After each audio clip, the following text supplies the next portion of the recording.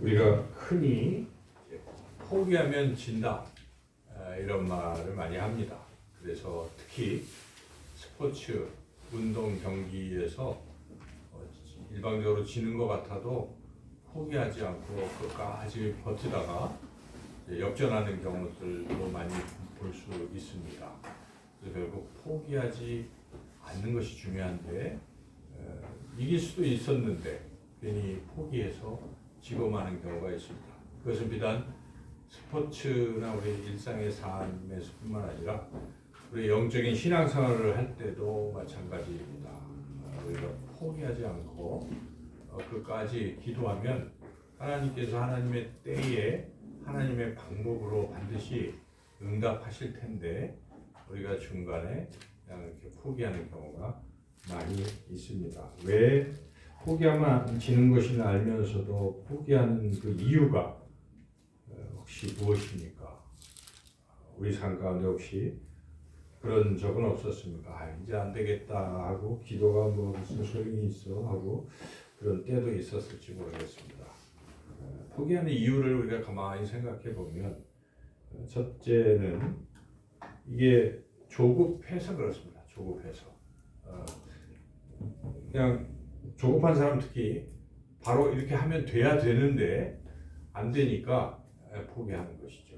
그래서 좀 느긋하게 기다려야 되는데 그 기다림이 부족한 거죠. 요즘 시대는 또 더 그렇게 된 것 같아요. 뭐든지 빨리빨리 일어나잖아요. 인스턴트 식품도 있고 뭐 TV를 보더라도 채널을 조금만 재미없으면 바로 돌리잖아요. 유익한 채널이고 이런 건 상관없이 지루하고 또 광고가 나오면 픽 딴 데 돌리고 이렇게 소위 시대가 너무 조급하다 보면은 기도하는 거나 또 뭐 어떤 거 특히 여러분 뭐 다이어트 하시는 분들도 이거 안 빠지네? 뭐 금방 포기하는 이제 이렇게 너무 조급해서 즉각적 결과가 안 보일 때 포기하는 경우가 있다 하는 것이죠. 또 포기하는 이유가 무엇입니까? 자기 마음이 두려워서 그렇습니다. 내가 내 실력으로 이거 뭐 하다가 실패할 것 같다는 생각이 자꾸 드니까 조금 하다가 혹시 어려움이 닥치면 역시 안 돼 하고 자기를 못 믿고 그냥 두려움 속에서 포기하는 경우도 있습니다. 그리고 또 하나 포기하는 이유는 목적을 잊어버려서 그렇습니다. 처음에는 이거 이래서 이걸 해야지 하고 생각하다가 좀 하다 보니까 내가 왜 이걸 하고 있지? 이거 잊어버리는 수가 있어요. 그러면 그냥 어려워지면 손을 놔버리는 것입니다. 목회도 그런 것 같아요. 처음에는 정말 부르심을 받아서 나의 생을 아골골짝 빈들에도 내가 복음 들고 가리라 하는 그런 뜨거운 마음으로 그래서 이제 시작을 했지만 하다 보면 잊어버려요. 잊어버리고 현실이 이게 참 어렵구나, 힘들다 하면은 목적 상실로 내가 왜 이거 하고 있지? 하고 잊어버리게 되는 것입니다. 그래서 우리가 항상 본질로 돌아가야 되는 나는 왜 이것을 시작했는가? 시작조차도 분명 목적을 가지고 해야 되고 그 목적을 다시 한번 상기시키면 우리가 포기하지 않습니다.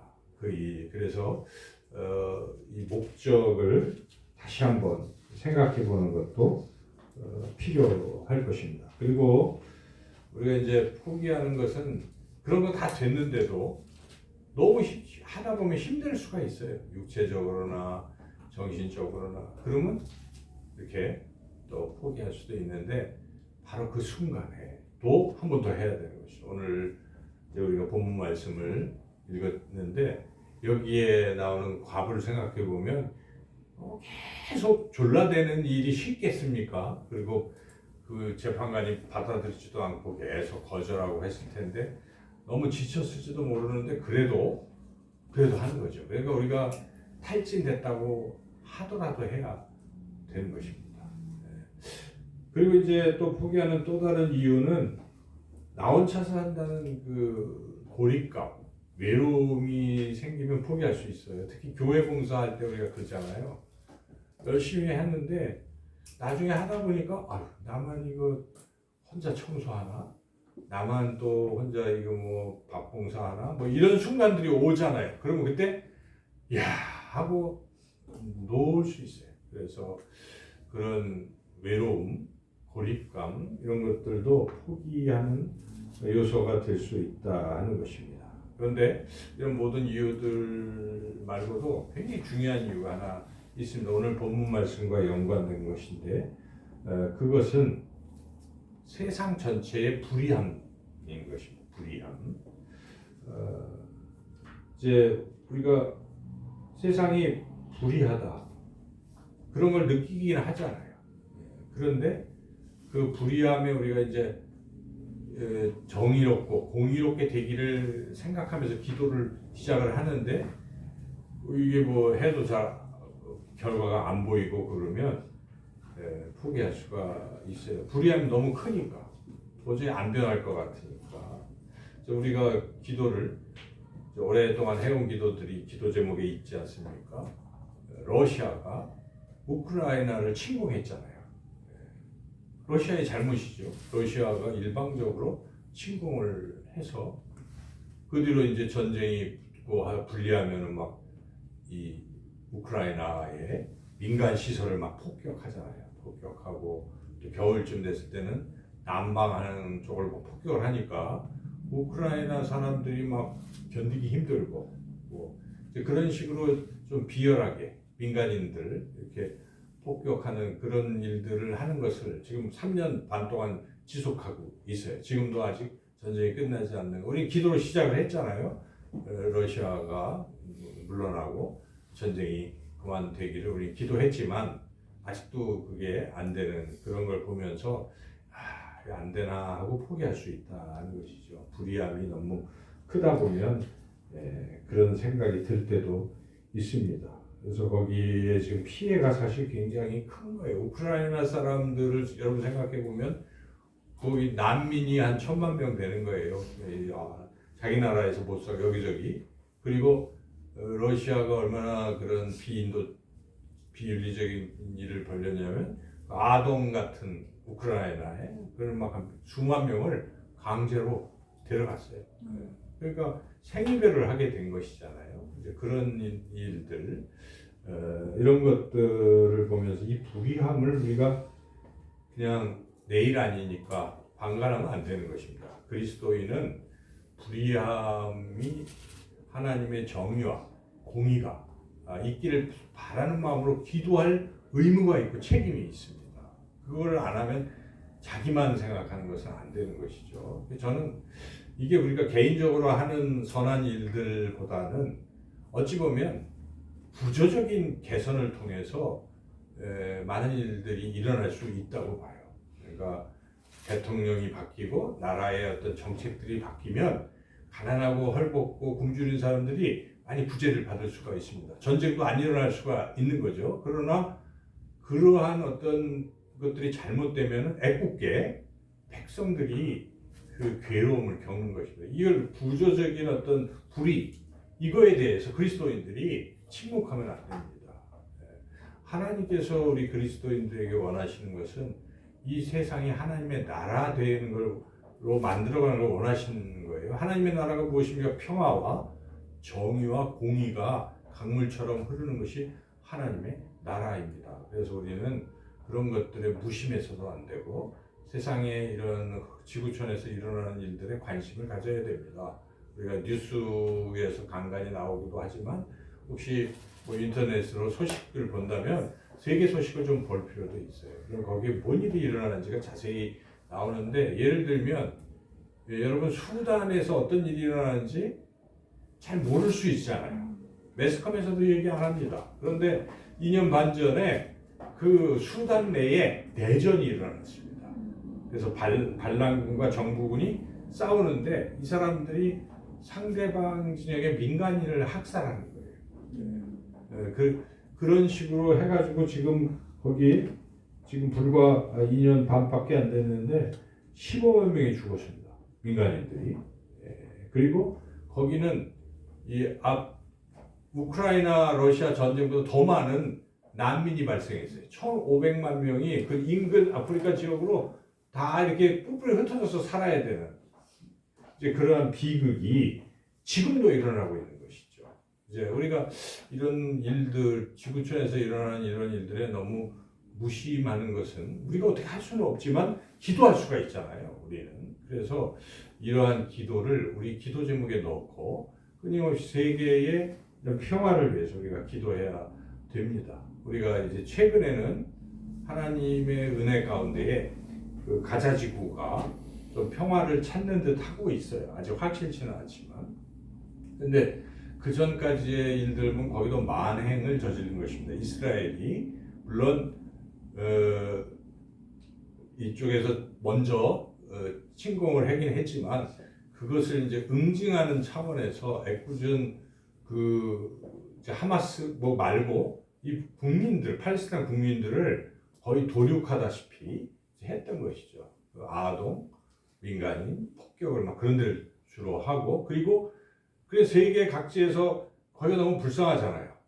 막 굶어가고 죽어가는 사람들에 대해서 마음이 아프니까 뭐 가서 좀 도와주려고 해도 다 차단해서 안 들어가고 이번에 우리나라 어떤 젊은이가 거기서 들어가다 잡혔잖아요. 그러니까 그걸 막는 거예요. 그러니까 전쟁이 일어나도 그런 인도적인 것을 해야 되는데 그것마저 하니까 팔레스타인 사람들이 이제 다 죽어가는 것이죠. 예, 그렇게 되고 그리고 이제 잘 모를 수 있지만은 이제 이 팔레스타인 사람들이 양쪽으로 나뉘어서 살고 있습니다.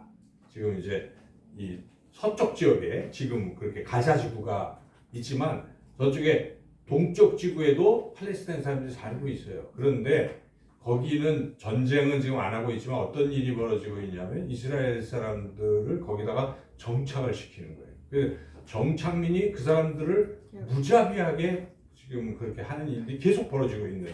그러니까 인종에 대한 어떤 그런 거잖아요. 그래서 이러한 비극적인 일들이 사실은 일어나고 있는 거예요. 근데 우리가 그런 자세한 것들을 이제 잘 모를 수도 있는데, 그러나 우리가 그런 것들도 생각하면서 이제 이 불의함, 이 세상의 불의함에 대해서 기도를 해야 되는데, 이 기도하기가 쉽지가 않아요. 피부로 안 와닿고 남의 나라 일 같고 온 백성의 일 같고 하니까 그냥 말고 이제 그럴 수 있는데, 이제 이런 불의함이 너무 거대해서 도저히 이게 바뀌지 않을 것 같다는 생각, 그리고 또 우리 나라뿐만 아니라 세계가 이제 경제적으로 굉장히 지금 어려워지고 있잖아요. 이제 트럼프가 올해 취임을 하면서 관세 정책을 자기 옛날에 했던 거를 다시 강화시켜가지고 관세를 다 높여놓으니까 세계 각국이 경제가 안 되면 그게 뭐가 일어나는 거냐면 그 나라의 경제가 다 망하거든요. 그러면 그 사는 백성들의 삶의 질이 많이 떨어지고 굉장한 피해를 입는 것이에요. 그러니까 이런 강대국이 자기네들의 어떤 힘을 이용을 해가지고 그렇게 하는 거죠. 사실은 그런 그 무역 제도 자체가 자기네들이 만든 거예요. 사실 세계가 좀 서로 평화롭게 하자고 규칙을 만들어 놓은 것입니다. 그런데 규칙을 자기가 깨는 거예요. 불리하다고. 여러분 우리가 뭐 축구 경기를 하든 뭐 이런 스포츠 같은 거 보면은 게임의 룰이 있잖아요. 요거 이렇게 반칙하면 안 되고 퇴장시키고 이제 이런 규칙을 만들어 놓고 하잖아요. 그런데 규칙을 만들었어요. 그 세계가 평화롭게 서로 무역을 하고 있었는데 가만히 보니까 자기네들이 불리해요. 이거 다 자기네들이 깨는 거예요. 깨고 이제는 내 마음대로 너희들 뭐 관세 100% 망한다 이런 식으로 힘 있는 자가 이제 하는 그런 짓. 이거 불의한 것입니다, 여러분. 불의한 일 아니겠습니까? 이게 공평하지가 않고 규칙을 막 어기는 이런 불의함을 놓고 약소국들은 한가 하면 또 뭐 어떻게 안 되니까 울며 겨자 먹기로 우리도 지금 3,500억 불을 줘야 되는, 그나마 이거 뭐 할부로 주겠다고 지금 그러고 있는데 안 하면 막 겁박을 먹고 있는 이런 상황에 우리가 이런 걸 보면서 남은 상관없다고 생각하지만 그렇지 않습니다. IMF가 또 오는 거예요. IMF는 돈이 우리 달러가 없으면 IMF가 오는 건데 있는 달러 지금 그것도 없는데 달러 오는 걸 주면 망하잖아요, 나라가. 이제 이런 백척간두에 서 있는 그러한 것들 우리가 생각하면서 기도를 해야 돼요. 우리 힘으로 안 되더라도 우리 하나님께서, 살아계신 하나님께서 이 거대한 불의함을 공정하게 변화시켜 달라고 우리가 크리스찬들은 그런 기도를 해야 된다는 것이죠. 그래서 오늘 이 본문 말씀도 그런 불의함에 대해서 지금 하는 그런 말씀입니다. 이제 배경을 보면은 그 앞에 본문에 우리가 읽은 18장 앞에 17장 그 22절부터 37절까지의 말씀은 우리 주님께서 이제 종말에 대해서 말씀하시는 것입니다. 종말에는 내가 다시 올 때는 막 세상에 불의함이 있다는 것입니다. 불의함과 환난, 믿는 사람들에게도 환난, 고난이 있을 텐데 너희들이 그런 불의함과 고난 중에서 그냥 신앙을 포기하거나 그러지 말라는 것입니다. 끝까지 포기하지 말라 하는 그런 뜻에서 지금 예수님이 비유로 말씀하시는 거예요. 이 장면이. 그래서 18장 1절에 전체 결론이고 뒤에는 비유를 하신 것인데요. 1절 우리가 한번 읽어보겠습니다. 예수께서 그들에게 항상 기도하고 낙심하지 말아야 할 것을 비유로 말씀하시니, 낙심하지 말라는 것은 이제 그러한 종말의 여러 가지 환난과 또 불의함에 처했을 때 포기하거나 뭐 안 돼, 너무 하지 말고 그럴 때도 기도하라, 이렇게 주님이 말씀하시고 뒤에 비유를 말씀하시는 것입니다. 그래서 우리가 오늘 이 말씀을 잘 새겨 들을 필요가 있습니다. 우리 인생 가운데서 지금 이렇게 온 세계의 불의함을 우리가 목도하고 있고 우리 삶에도 그런 억울함과 불의함이 있을 수 있습니다. 우리 인생에 자기가 잘 못한 게 별로 없음에도 뭔가에 의해서, 제도에 의해서 굉장한 불이익을 당할 이런 상황에 우리가 어떻게 대처를 해야 되는가 하는 것입니다. 오늘 비유는 우리 예수님께서 두 등장인물을 말씀하고 있습니다. 하나는 불의한 재판관, 그렇죠? 불의한 재판관이 있어요. 이 불의하다는 것은 2절 읽어보겠습니다. 이르시되 어떤 도시에 하나님을 두려워하지 않고 사람을 무시하는 한 재판장이 있는데, 그래서 하나님도 두려워하지 않고 사람들은 뭐 말할 것도 없어요. 다 무시하고 자기가 제일 잘났기 때문에 자기 힘과 권력을 이용해서 온 세계를 막 휘젓거나 또 뭐 그런 부류의 이 불의한 재판관이 있을 수가 있습니다.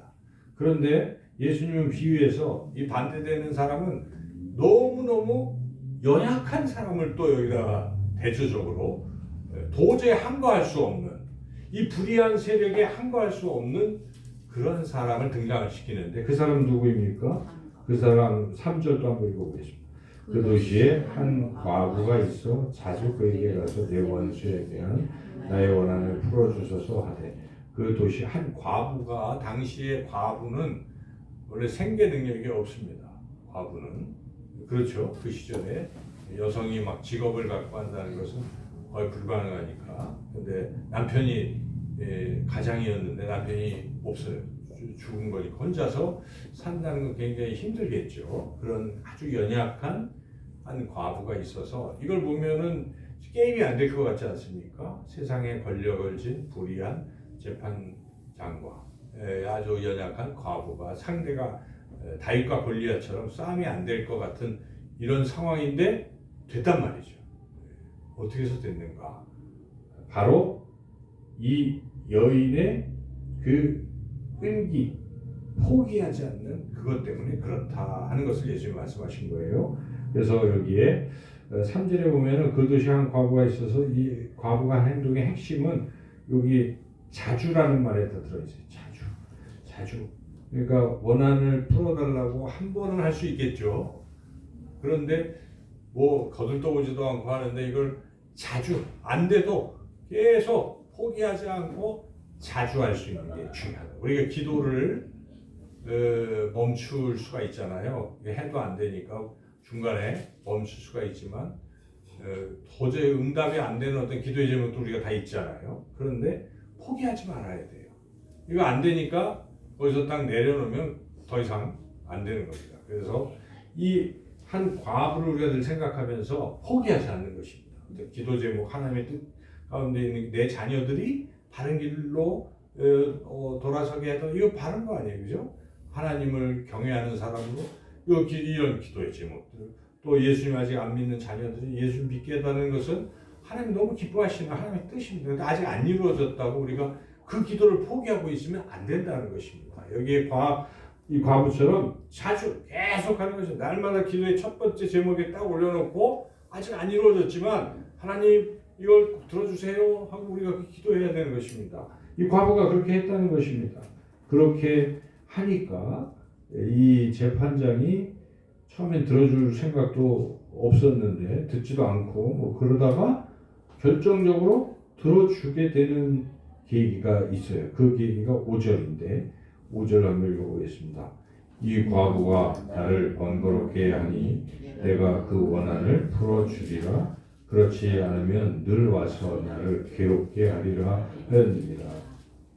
번거롭게 하는 것은 이제 뭐 귀찮게 한다는 뜻인데 괴롭게 하리라 하는 것은 이 뜻을 보면은 눈 밑에 이렇게 멍이 든다 이런 뜻이에요. 그러니까 우리가 뭐 싸우다가 주먹을 빡 쳐서 눈밑이 이렇게 시퍼렇게 멍이 들, 그러니까 굉장한 괴로움을 당한다 이런 뜻입니다. 그래서 그렇게까지 내가 괴로워질 거니까 아예 안 되겠다 하고 들어주자 했다는 것입니다. 그래서 그만큼 이 여인은 포기하지 않고 끝까지 그렇게 메어 달렸다는 것입니다. 그래서 우리가 그러한 어떤 기도가 필요합니다. 예수님 강조하시는 기도는 여기서 믿음의 기도인데 이 믿음이 우리가 이건 될 거야 하는 그런 믿음 말하는 게 아니고 또 유창한 기도도 아닙니다. 그냥 딱 한 가지 포기하지 않는 겁니다. 끈기 있게 자주 포기하지 않고 계속 기도하는 거예요. 될 때까지. 예. 이런 신앙이 굉장히 중요합니다. 근데 많은 사람들이 하다가 안 되면 이거 안 되는 게 하나님의 뜻인가? 그리고 내려놓는 수가 있잖아요. 예, 그러지 말아야 돼요. 예, 하나님의 때는 우리가 알 수가 없습니다. 하나님이 가장 좋은 때를 통해서 우리 응답을 하시기 때문에 우리가 할 일은 다른 게 아니라 포기하지 않는 거예요. 끝까지 끈기 있게 기도하다 보면 놀라운 일이 일어나는데 놀라운 일이 일어난다는 것을 예수님 비유로 확실하게 말씀해 주십니다. 중요한 것은 여기에 이제 7절입니다. 7절, 6절 한번 읽어보겠습니다. 6절, 7절. 주께서 또 이르시되 불의한 재판장이 말한 것을 들으라. 하물며 하나님께서 그 밤낮 부르짖는 택하신 자들의 원한을 풀어주지 아니하시겠느냐? 그들에게 오래 참으시겠느냐? 불의한 재판관도 귀찮아서 자기를 괴롭히니까 들어주는데 하물며 불의하지도 아니하신 하나님께서 왜 안 들어주시겠냐는 것입니다. 하나님이 귀찮아서 안 들어주시는 게 아니에요. 들어주시는 게 아닙니다. 하나님은 다 아십니다. 우리가 벌써 눈물을 흘리고 기도를 어제도 하고 오늘도 하고 계속 하고 있는 모습 보고 계시죠. 그런데 하나님은 반드시 응답하시는데 아직 때가 안 된 것입니다. 그때는 가장 좋은 때인데 하나님의 때라는 건 반드시 있습니다. 우리가 지나고 나면 알 수 있는 것입니다. 그러므로 하나님은 그런 불의한 재판과는 비교할 수 없이 공의롭고 또 불의한 재판과는 귀찮아서 해줬지만 하나님은 다 아시고 기쁨으로 우리의 그 기도를 이미 다 준비하고 계신 것이고 기쁨으로 응답해 주실 줄 믿습니다. 하나님 그렇게 좋으신 하나님이십니다. 하나님을 사랑하시고 우리의 작은 신임에도 귀 기울이시고 듣고 계신 그 하나님께서 우리의 기도를 왜 안 들어주시겠습니까? 그래서 우리는 오늘 말씀을 통해서 포기하지 않는 믿음을 우리가 가져야 된다 하는 것입니다. 그런데 안타깝게도 포기하는 믿음과 예수님 많지가 않아요. 그래서 예수님이 탄식하시는 말씀으로 이 말씀이 끝나요. 약속은 들어줄 거야. 그런데 안타깝게 그 믿음 있는 사람 없구나 라고 탄식하는 거 끝나는데 8절 읽어보겠습니다.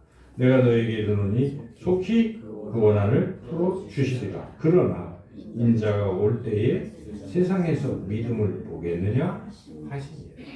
이거는 이제 앞에 거 연결하면 인자가 오실 때니까 예수님 재림하실 때니까 지금 이 말세의 막 환난과 이런 고통 속에서 포기하는 사람들이 속출하는 거예요. 아이고 그냥 세상이 더 편하겠다.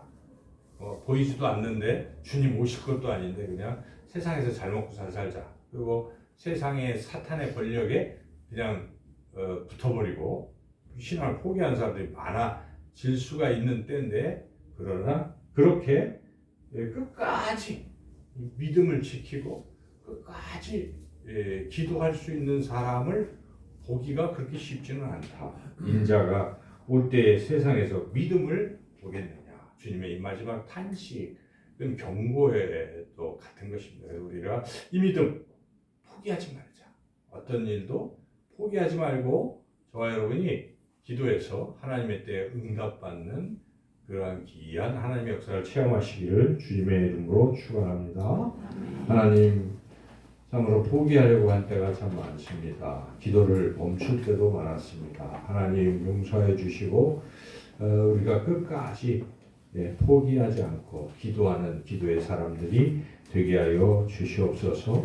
특별히 우리 개인적으로 정말 억울하고 풀리지 않는 그러한 간절한 소원도 기도할 뿐만 아니라, 하나님, 우리가 좀 넓게 세상을 바라보며 이 세상의 불의함 속에 신음하고 고통 속에 있는 이들을 우리가 하나님의 마음으로 품고 또 우리가 중보기도하는 끝까지 중보기도하는 우리의 삶이 되게 하여 주시옵소서.